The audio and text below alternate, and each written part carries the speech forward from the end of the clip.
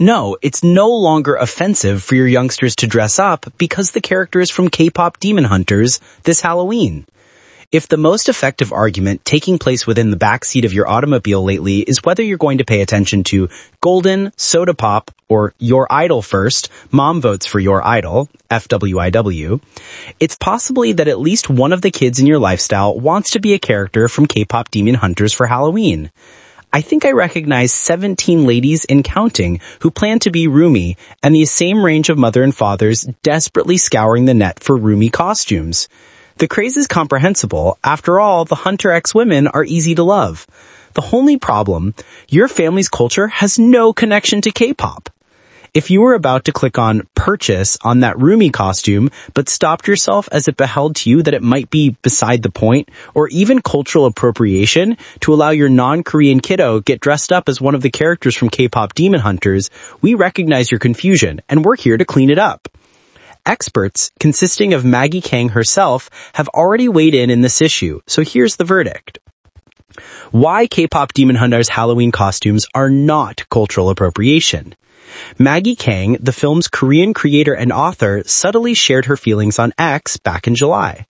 Voice actor Alan Lee, who voiced Thriller Saja, posted that he'd seen conversations online about people being worried about dressing up as characters from K-pop Demon Hunters because of ethnicity.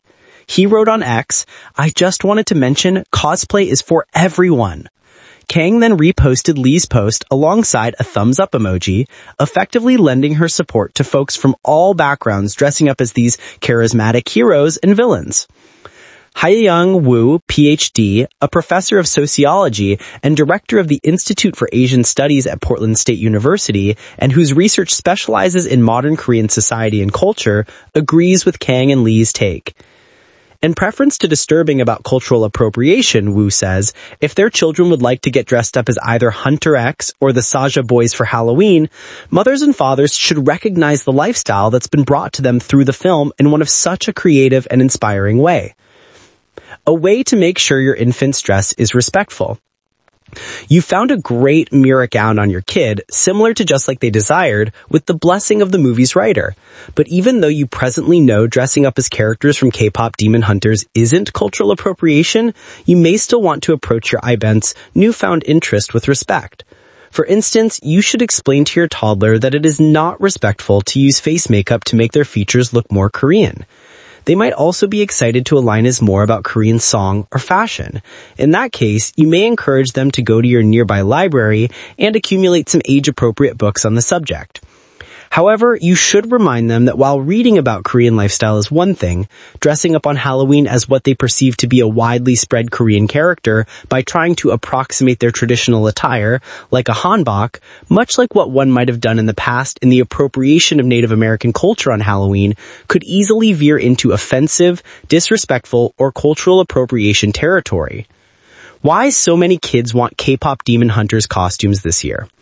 Even though there are many pop culture elements of this movie that can feel popular, for example, the teens going genuinely bananas for their favorite pop stars, the Garbin and some aspects of the plot, including those that reference mythology, are respectful nods to Korean tradition. For example, Wu explains, in their performance of Your Idol, the Saja boys wear black hats, jackets, and coats. This dress is reminiscent of what messengers from the underworld who guide souls to the afterlife would wear in traditional Korean mythology. But audiences connect to the characters for reasons that are grounded in themes that kids from anywhere in the world.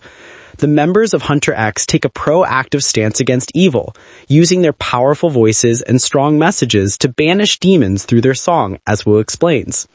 So, let your kids dress as their favorite characters and maybe embrace their love for K-pop Demon Hunters as an opportunity to go to the library and look up a little bit more about the traditional influences under the extremely catchy songs they love so much.